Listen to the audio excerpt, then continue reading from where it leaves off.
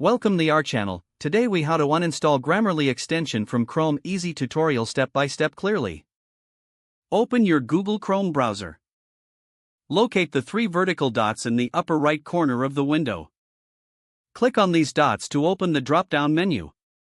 From the menu, select More Tools. In the submenu, click on Extensions. You will be directed to the Extensions page.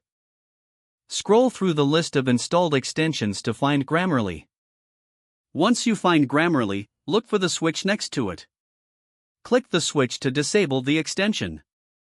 After disabling, you will see an option to remove the extension. Click on the Remove button. A confirmation dialog will appear on your screen. Click Remove again to confirm the uninstallation.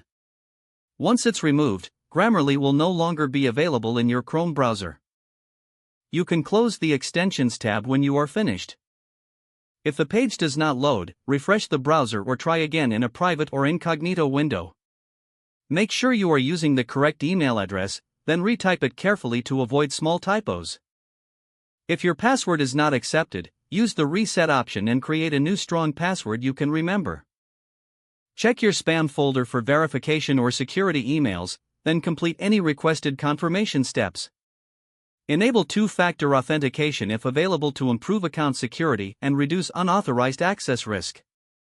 After signing in, review your profile details so your contact information and settings are accurate and current. If you see an error message, note it down and try again after restarting your device and internet connection.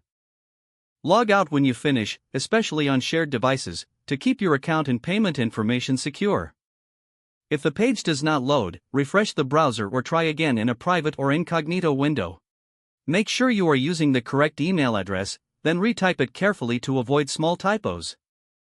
If your password is not accepted, use the reset option and create a new strong password you can remember.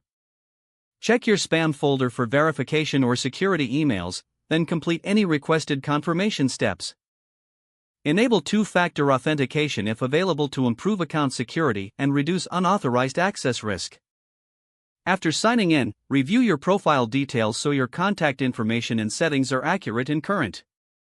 If you see an error message, note it down and try again after restarting your device and internet connection. Don't forget to like this video and subscribe to our channel for more step-by-step tech guides.